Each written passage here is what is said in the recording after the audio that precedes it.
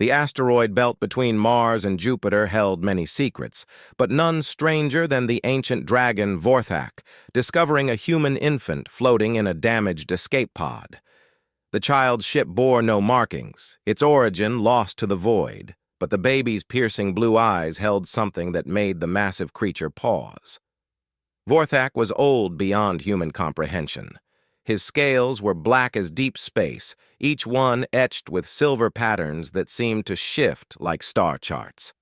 His kind had ruled the galaxy long before humans crawled from their primitive world, before the Galactic Consortium established its iron grip on civilization. Dragons were myths now, whispered about in taverns and dismissed by the educated. That suited Vorthak perfectly. The infant should have died in the cold vacuum, but something in its genetic code had adapted, slowing its metabolism to near hibernation.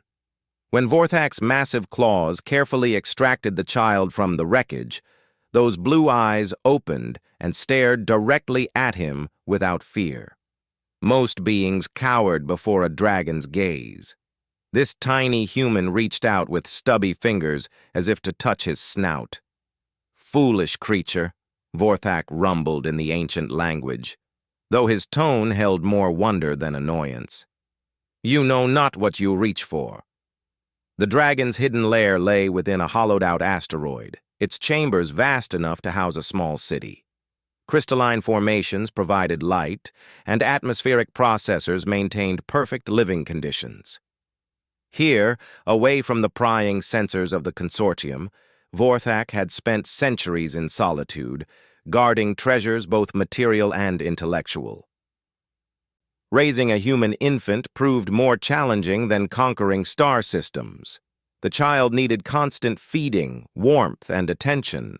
Vorthak's massive form was ill-suited for such delicate tasks, but he adapted with the patience that came from immortality. He crafted smaller manipulator arms from refined metals, programmed carebots from salvaged technology, and studied human biology with the intensity he once reserved for battle tactics. The boy grew quickly by dragon standards, though Vorthak knew it was normal for humans. He named him Kale, after an ancient human word meaning mighty warrior that he'd found in the linguistic databases. Kale's first word wasn't the typical mama or dada of human children, but Vor, his attempt at his guardian's name. As Kale developed, Vorthak noticed peculiarities in the boy's abilities. His reflexes were faster than baseline human normal. His pattern recognition skills bordered on supernatural. Most remarkably, he seemed to instinctively understand complex systems and technologies. When Kale was 5, he accidentally activated a piece of ancient consortium military equipment that had puzzled Vorthak for decades. "How did you know to interface those crystals?" Vorthak asked, his great head lowering to Kale's eye level. Kale shrugged with the casual confidence of childhood. "The colors told me. See how the blue one hums when the red one touches it? They want to be connected." Vorthak realized then that Kale wasn't just any human. His genetic code had been modified, enhanced in ways that suggested he was designed rather than born naturally. Someone had created this child for a purpose, then lost him to the void. The dragon kept this knowledge to himself, uncertain whether the truth would help or harm his adopted son. Years passed in peaceful isolation. Vorthak taught Kyle everything he knew about the galaxy, the rise and fall of civilizations, the nature of energy and matter, the art of war, and the wisdom of peace. Kale absorbed it all with frightening intensity, his enhanced mind making connections that sometimes surprised even his ancient teacher. The boy's physical training was equally important. Vorthak had studied human combat forms across millennia, and he pushed Kyle to master them all. By age 10, Kyle could move through the asteroid's chambers like liquid shadow, his enhanced reflexes allowing him to dodge attacks that would cripple normal humans. His strength, while still human in scale, was at the peak of what his species could achieve. "Why do I need to learn to fight?" Kyle asked one day, sweat dripping from his dark hair as he completed a brutal training session. "We're safe here. No one knows we exist." Vorthak's golden eyes dimmed with ancient sadness. "Safety is an illusion, young one. The galaxy is vast, but those who seek to control it are relentless. Your existence disrupts carefully laid plans. One day they will find us." "Who? Who's looking for me?" "Those who made you," Vorthak said carefully, "and those who fear what you might become." Kale was 15 when the first probes appeared at the edge of their sector. Vorthak's sensors detected the subtle energy signatures immediately, consortium scout ships, their hulls gleaming with the standard gray and gold livery of the galactic government. But these ships moved differently, with purpose rather than routine patrol patterns. "They're looking for something," Vorthak observed, his massive form coiled around the central monitoring station. Kale stood beside him, no longer the small boy who had reached out fearlessly. At 15, he was tall for his age, his body lean and powerful from years of dragon-designed training. His dark hair had grown long, and his blue eyes held depths that spoke of wisdom beyond his years. "They're looking for me," Kyle said with certainty that chilled Vorthak's ancient heart. "How can you be sure?" Kyle pointed to the scanner readings. "Their search pattern. It's not random. They're following a trail, and it's getting warmer. How long until they reach us?" Vorthak ran calculations in his enhanced mind. 3 days, perhaps 4 if we're fortunate. Then we have time to prepare. Prepare for what? To run? To hide deeper in the asteroid belt? Kale turned to face his guardian, and Vorthak saw something new in those blue eyes, a hardness that reminded the dragon of humanity's legendary stubbornness. No, to fight. "Kyle, you don't understand the forces arrayed against us. The consortium has fleets that could glass entire worlds. Even my kind in our prime chose exile over direct confrontation. But I'm not your kind, and I'm not fully human either." Kale's voice carried a resonance that made the crystalline chambers ring softly. "I'm something new, and I'm tired of hiding from shadows." That night, as Kale slept, Vorthak made preparations. He activated systems that hadn't been used in centuries, charging weapons that could crack moons and shields that had once turned aside the fury of stars. But even as he prepared for war, doubt gnawed at him. Was he enabling Kale's destruction, or helping him fulfill his true purpose? The boy, no, the young man, had grown beyond Vorthak's ability to fully understand. The enhancements in Kale's genetics were flowering, creating capabilities that seemed to blur the line between science and magic. Yesterday, Vorthak had watched Kale interface directly with the asteroid's computer core, his mind somehow bridging the gap between biological neural networks and quantum processing matrices. "I know you're worried," Kale said from the doorway, his voice soft in the crystalline silence. Vorthak turned his great head. "You should be sleeping." "Hard to sleep when I can hear your thoughts echoing through the asteroid." Kale approached without fear, as he always had. "I know what you're thinking, that maybe you should have left me in that pod. That raising me was a mistake that's about to get us both killed." "The thought had occurred to me," Vorthak admitted. Kale smiled, and in that expression, Vorthak saw both the innocent child who had reached out to him years ago and the formidable being that child was becoming. "You saved me, Vor. Not just from the void, but from being what others wanted me to be. You taught me to think, to question, to choose my own path. Now let me choose to stand beside you. And if we fall? Then we fall fighting for something real, for family, for the right to exist without fear." Kale's eyes blazed with inner fire. "The galaxy thinks humans are weak, that we're only useful as laborers or soldiers following orders. Let's show them what a human raised by dragons can do." The next morning brought the first consortium ships within direct scanning range. 3 destroyers, each carrying enough firepower to level a small city. But it was the ship behind them that made Vorthak's blood run cold. A dreadnought-class vessel, its hull marked with the symbol of the hegemony, the consortium's internal security force. They're not just hunting, Vorthak realized. They're afraid. Kale studied the approaching fleet through the asteroid's enhanced sensors. "Good," he said, his voice carrying harmonics that made the very rock around them resonate. "Fear means they know I'm dangerous. Fear means they respect the threat I represent. Fear also means they won't hesitate to use overwhelming force. Then we'll have to be overwhelming in return." As the consortium ships closed in, Kale made his way to the asteroid's command center. Here, ancient dragon technology merged seamlessly with human innovation, creating systems that existed nowhere else in the galaxy. Kale placed his hands on the control matrix, and Vorthak watched in amazement as the boy's enhanced nervous system interfaced directly with the asteroid's defensive grid. "I can see them all," Kale whispered, his consciousness spreading through sensor networks and targeting systems. "Their weapons, their shields, their crew complement. I can feel their fear, Vor. They know exactly what I am, and they're terrified of what I might become." "What are you?" "Kyle?" The young man opened his eyes, and Vorthak saw stars swirling in their depths. "I'm the next step, the one they built to replace them. But I chose my own path instead." The communication array crackled to life, and a cold voice filled the chamber. "Attention! Occupants of asteroid designation 77 Kappa.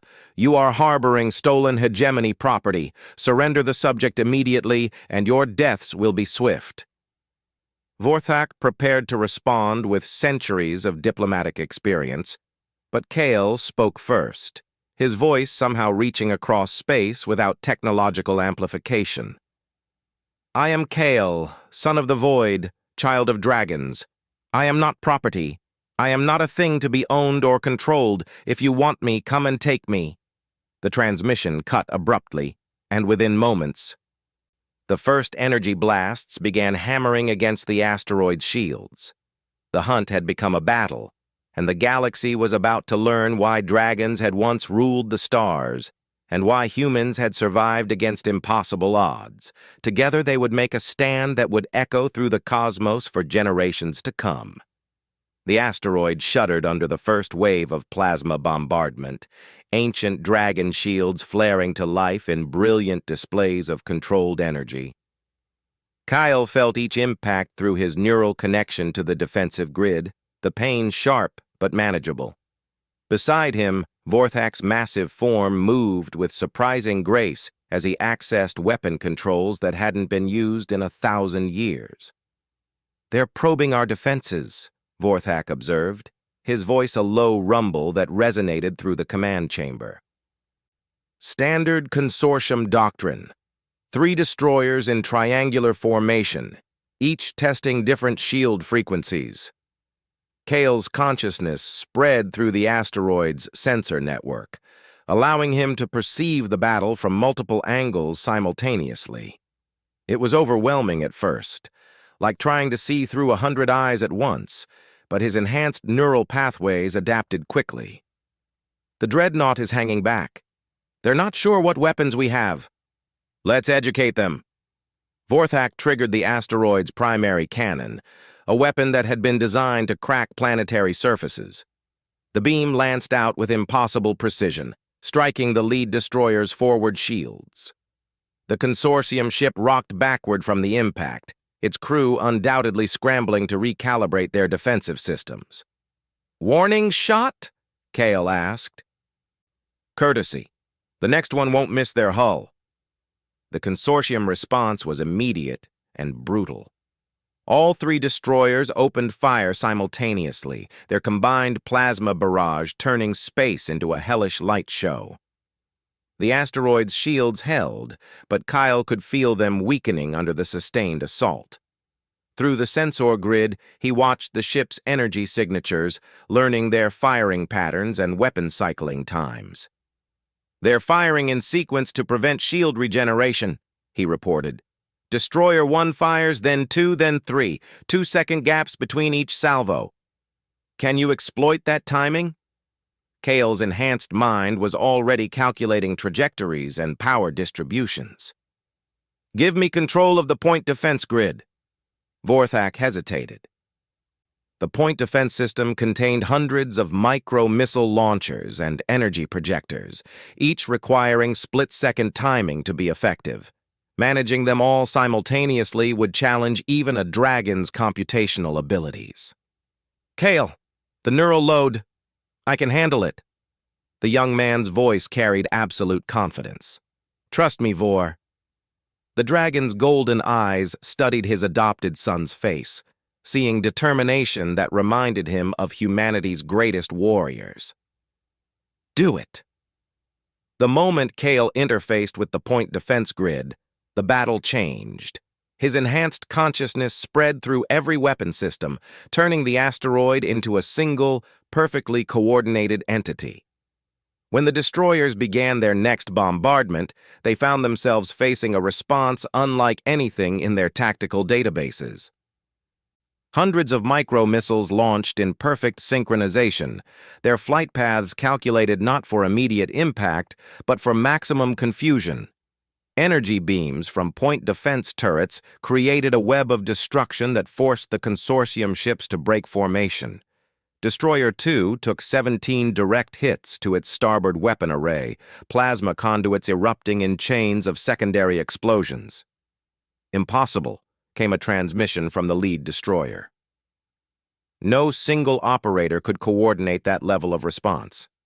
Kyle smiled grimly as he prepared the next wave. They still think in terms of normal humans. The battle settled into a deadly dance, with the destroyers attempting to overwhelm the asteroid's defenses through sustained bombardment while Kale used the point defense grid to pick them apart piece by piece. His enhanced reflexes allowed him to anticipate their movements, and his pattern recognition abilities let him exploit weaknesses in their formation faster than their crews could adapt. But the real threat still lurked at the edge of the engagement zone. The hegemony dreadnought remained motionless, its massive bulk bristling with weapons that could reduce the asteroid to molten slag in minutes. Kale could sense scanning beams washing over their position, the ship's AI systems analyzing every aspect of their defensive capabilities. "They're learning," Vorthak warned. "The dreadnought's quantum processors are building a tactical model. Once they understand our limitations, they'll strike." "Then we don't give them time to finish their analysis." Kyle's consciousness touched the asteroid's main weapon array. Ancient dragon technology responding to his will. "I'm going to try something." "Kale, wait!" But the young man was already moving beyond the bounds of conventional tactics. Instead of targeting the ships directly, he began firing at the space around them, using the asteroid's most powerful weapons to superheat pockets of vacuum. The sudden temperature differential created gravitational anomalies, miniature wells that pulled at the destroyer's trajectories. The lead destroyer, caught in one of these artificial gravity wells, found its formation compromised. As it struggled to compensate, Kale struck with surgical precision. A concentrated beam from the primary cannon punched through its weakened forward shields and into the ship's main reactor core. The explosion lit up the asteroid belt like a newborn star. "One down," Kale reported, his voice strained from the neural effort required to coordinate such complex attacks. Blood trickled from his nose, but his blue eyes still blazed with determination. The remaining 2 destroyers retreated to a safer distance, their crews clearly shaken by the loss of their flagship. But their withdrawal brought them within range of the dreadnought's fire control systems. The massive ship finally stirred to action, its main batteries swiveling toward the asteroid with ominous purpose. "Here it comes," Vorthak muttered, his claws gripping the command console until the metal groaned. The dreadnought's opening salvo was devastating. Particle beams with the power of solar flares struck the asteroid's shields, overloading entire generator arrays in seconds. The protective barrier flickered and failed in multiple sectors, leaving portions of the asteroid's hull exposed to direct fire. Kale felt the shield failures like physical wounds, but he forced his consciousness to adapt, rerouting power from damaged systems and strengthening the remaining protective fields. Shields at 40% and falling. We can't take much more of this. Then we don't let them have the chance to fire again. Vorthak's voice carried a note that Kale had never heard before, ancient rage awakening after centuries of dormancy. Prepare for close engagement. What are you thinking? The dragon's massive form rose from the command console, his scales beginning to glow with internal fire. That it's time these upstarts remembered why dragons were once feared across the galaxy.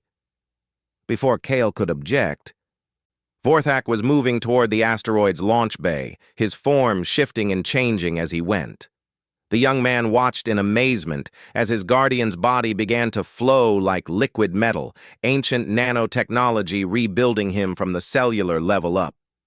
By the time he reached the bay, Vorthak had transformed into something magnificent and terrible. Gone was the massive serpentine form that had raised Kale. In its place stood a sleek humanoid figure wrapped in what appeared to be living armor. Dragon technology flowed over Vorthak's skin like a second hide, creating weapons and defensive systems that existed nowhere else in the known galaxy. When he turned to look back at Kale, his golden eyes blazed with the light of stars being born. "Maintain the asteroid's defenses," Vorthak commanded, his voice now carrying harmonics that made the very air vibrate. "I'm going to remind them why my people ruled the void." The launch bay's massive doors split open, revealing the star-filled darkness beyond. Vorthak leaped into space without hesitation, his armor protecting him from the vacuum as he streaked toward the dreadnought like a living missile.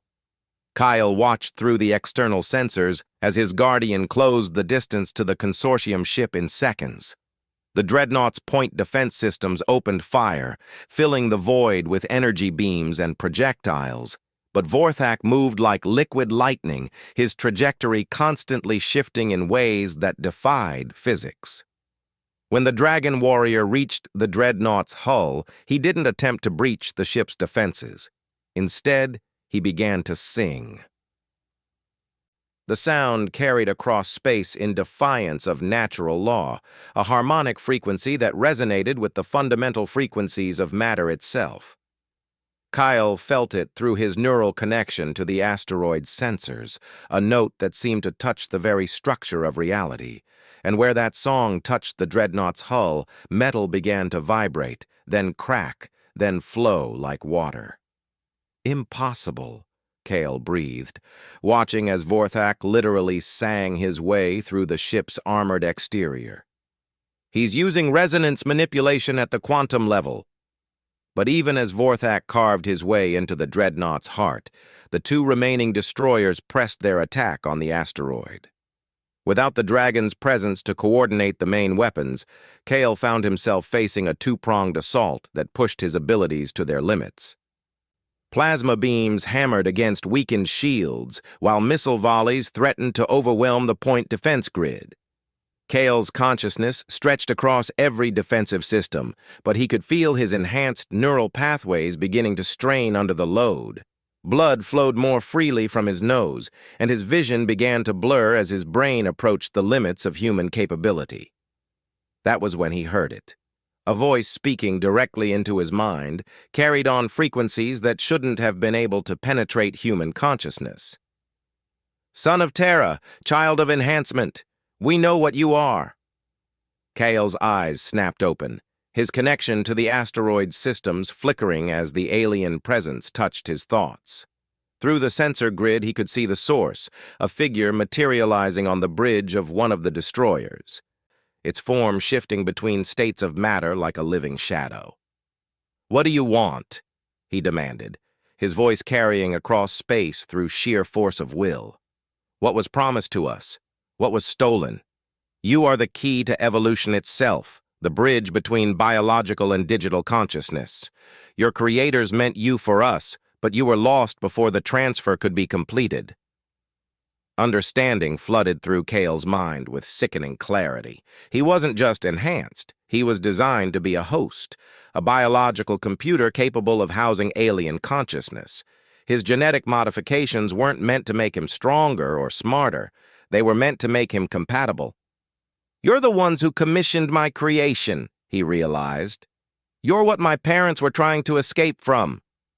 Your parents were merely incubators, paid to carry our future to term, but they developed attachment, foolish biological sentiment that led them to steal our property and flee into the void. Rage filled Kale's mind, burning away the pain and exhaustion that had been building. These beings had bought him before he was even born, treating him like a product to be manufactured and delivered. His parents, his real parents, had died trying to save him from that fate. I am not property, he growled, his voice making the asteroid's crystal formations ring like chimes. I am not a thing to be owned or programmed. You are what we made you to be, and now you will serve your purpose. The alien presence pressed against Kale's mind, trying to force its way into his consciousness and override his personality with its own agenda. But it had made a critical error. It had assumed that Kale was still just enhanced human genetics with useful modifications. It had not accounted for 15 years of dragon wisdom and training. Kale's consciousness expanded not into the alien's mental constructs, but into the asteroid itself, his mind becoming one with the ancient dragon technology that surrounded him.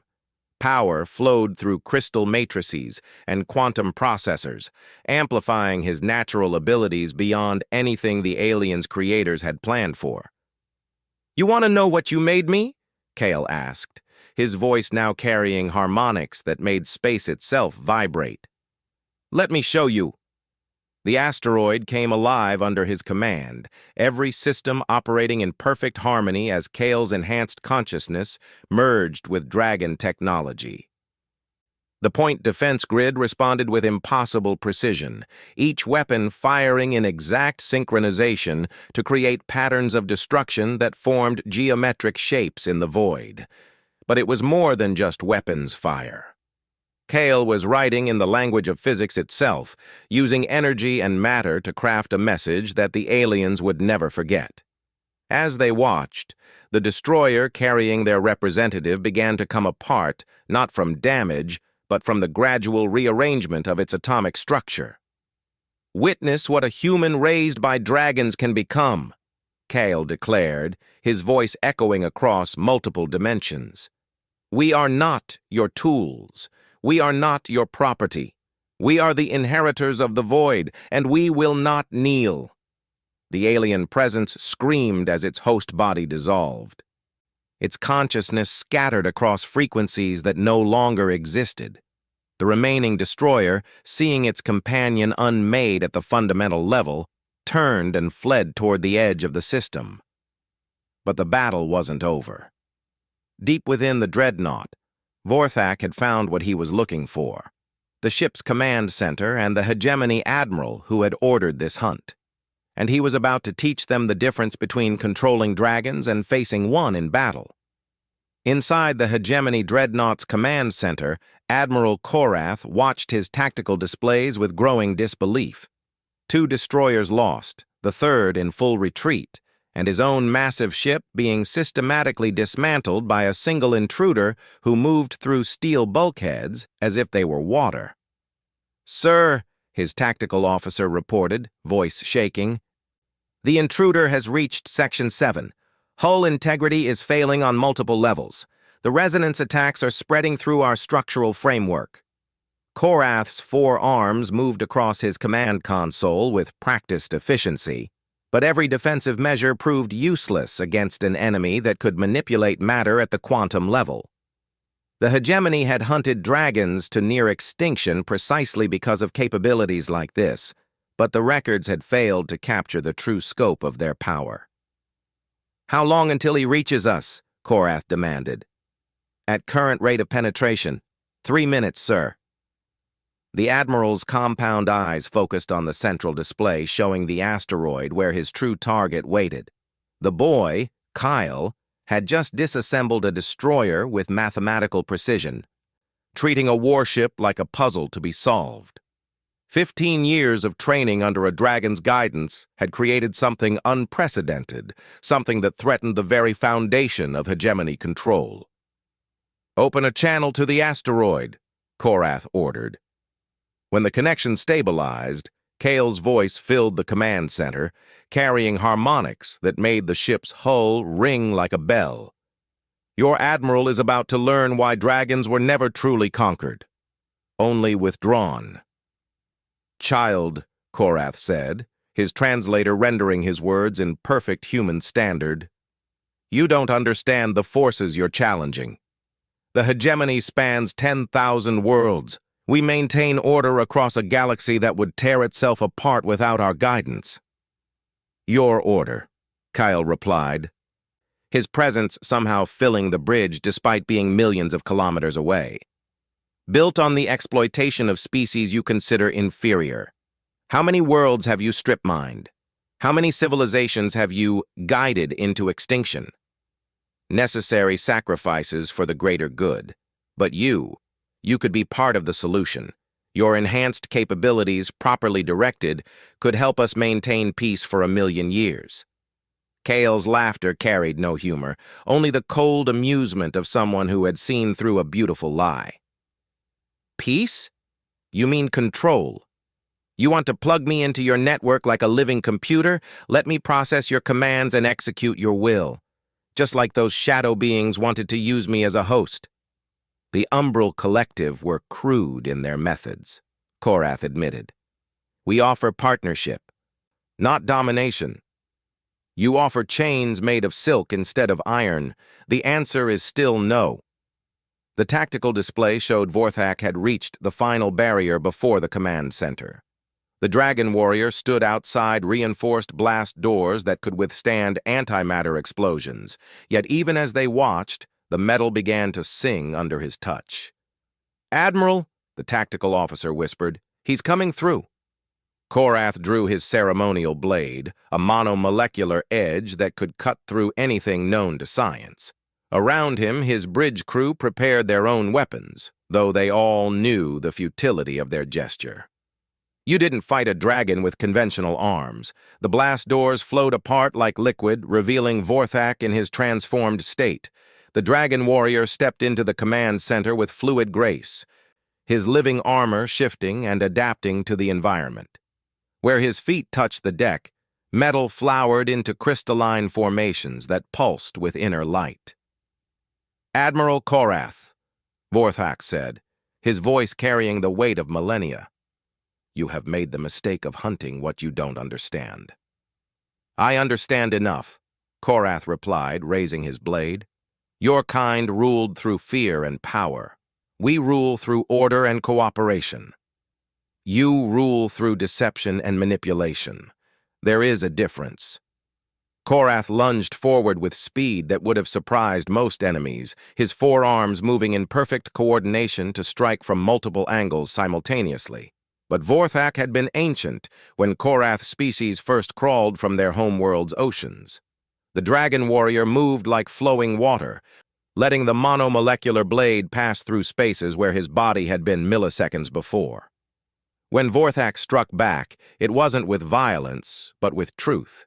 His armored hand touched Korath's forehead, and suddenly the Admiral's mind was filled with memories not his own, worlds burning under hegemony rule, species enslaved and broken, children like Kale bred and harvested for their useful traits.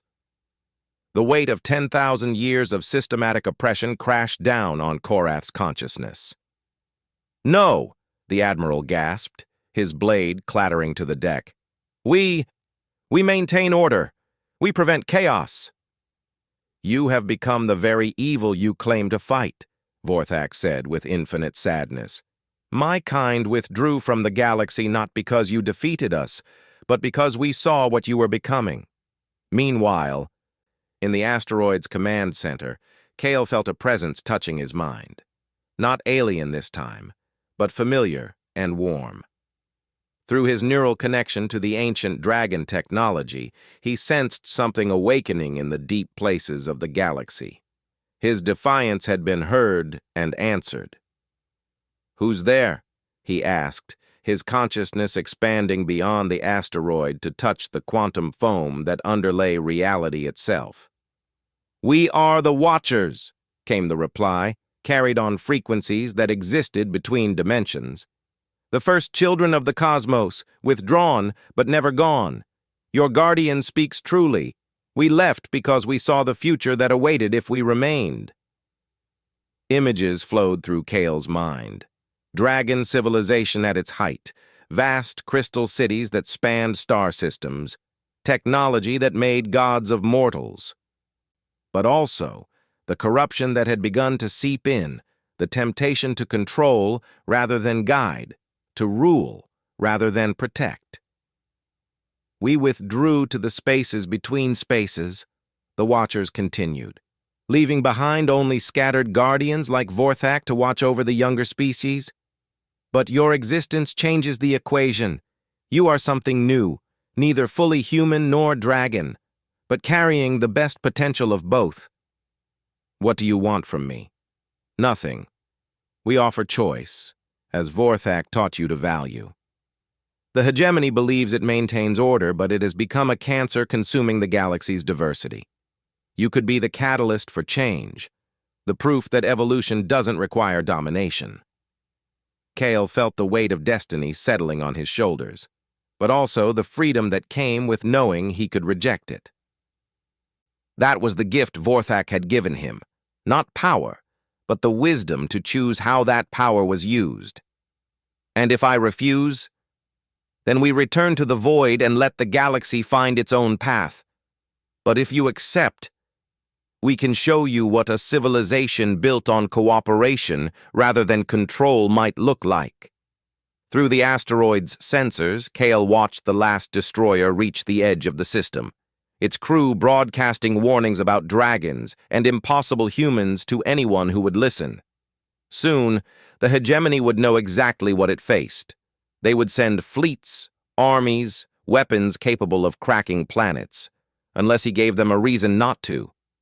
Kale's consciousness expanded further, touching the quantum substrate that connected all matter and energy. Through dragon technology amplified by alien enhancements, he reached across the galaxy itself, his mind bridging impossible distances to touch the network that bound the hegemony together.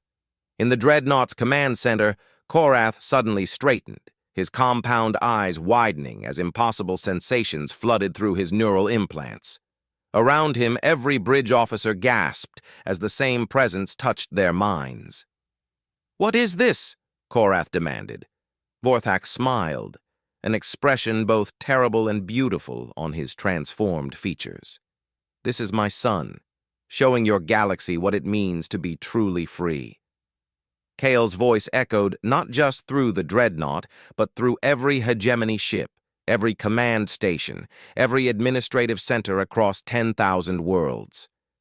When he spoke, it was with the authority of someone who had touched the fundamental forces of existence and chosen to remain human.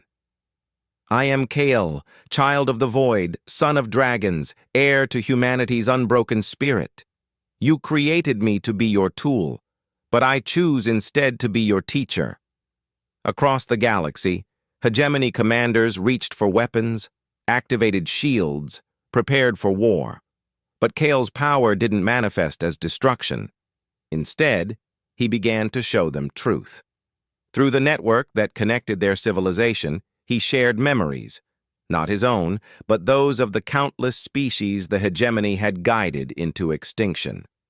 The fear of conquered worlds, the dreams of enslaved peoples, the beauty of cultures that had been erased in the name of order. "See what your peace has cost," Kale said, his voice carrying harmonics that resonated with the deepest parts of consciousness. "Feel the weight of the diversity you've destroyed in the name of unity." But he didn't stop with condemnation. Drawing on the wisdom of the Watchers and the love he'd learned from Vorthak, Kale began to show them alternatives. Visions of civilizations that had achieved true cooperation without sacrificing individuality, technologies that enhanced, rather than replaced natural evolution, peace built on mutual respect rather than mutual fear. This is what the galaxy could become, he continued, his consciousness touching millions of minds simultaneously. Not through the domination of the many by the few, but through the recognition that strength comes from diversity, that wisdom comes from multiple perspectives.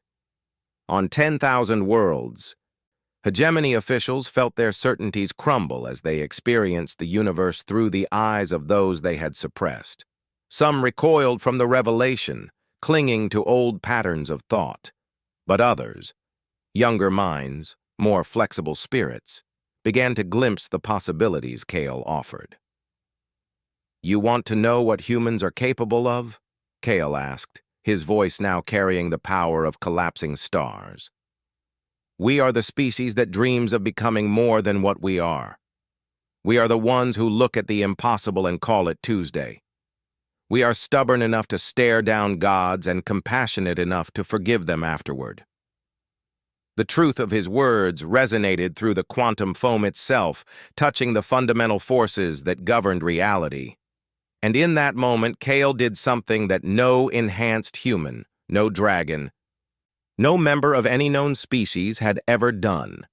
He roared, not with his voice, but with his entire being, a sound that existed in dimensions beyond the physical, a declaration of defiance that shook the very foundations of space-time.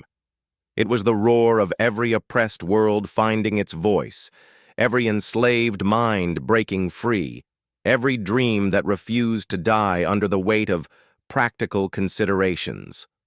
The roar echoed across the galaxy, carried on frequencies that existed in the spaces between atoms. On the hegemony homeworld, ancient quantum computers crashed as they tried to process energies that operated outside known physics. In the deep void between galaxies, the Watchers felt tears of joy streaming down faces that existed in more dimensions than most beings could perceive. And in the Dreadnought's command center, Admiral Korath fell to his knees as the full force of human potential crashed over his consciousness like a tsunami of pure possibility. "Impossible," he whispered. "No single being should be able to affect quantum reality on this scale." "That's the point," Vorthak said gently. "Kale isn't a single being anymore. He's become what happens when human dreams are given the tools to reshape reality, and he's choosing to share that power rather than hoard it." Through the galaxy-spanning network, Kale's voice continued to resonate, but now it carried offers rather than demands. To the oppressed worlds, he brought hope and the means to claim their freedom. To the hegemony's younger officials, he offered the wisdom to build something better. To the galaxy's lost and forgotten species, he provided a chance to be remembered and restored. "The choice is yours," he said to the countless minds touching his consciousness. "Continue the cycle of domination and control, or join me in building something unprecedented. A civilization based on cooperation, diversity, and the radical idea that every conscious being deserves the right to choose their own path." The response was overwhelming. Across the galaxy, oppressed worlds began to sing, literally sing, as they felt their voices return to them. Hegemony ships stopped firing on each other as crews realized they were attacking their own enslaved populations. And in the deep places between stars, ancient technologies began to awaken as their forgotten creators recognized the signal they had been waiting eons to hear. The roar of defiance had become a song of transformation, and the galaxy would never be the same. In the asteroid's command center, Kale finally opened his eyes, blood streaming from his nose, but his expression peaceful. He had touched the infinite and chosen to remain finite, had held the power to reshape reality, and decided instead to teach others how to reshape themselves. "It's done," he said to Vorthak through their shared communication link. "The seed is planted. What grows from it will depend on the choices they make. And you, my son? What will you choose now? Kale looked out at the stars, no longer seeing empty space, but a galaxy full of potential waiting to be realized. I choose to keep learning. There's still so much I don't know, so many possibilities to explore. Will you teach me? Vorthak's laughter echoed through the dreadnought's passages, a sound of pure joy that made the ship's crystallizing hull sing in harmony. Until the last star burns out, young one. Until the last star burns out. And somewhere in the quantum foam between realities, the Watchers smiled and began the long work of teaching a galaxy how to dream again. The child of dragons and heir to humanity had shown them all what it meant to choose hope over fear, cooperation over domination, and the infinite potential of beings willing to become more than they were born to be. The hunt was over. The real journey was just beginning,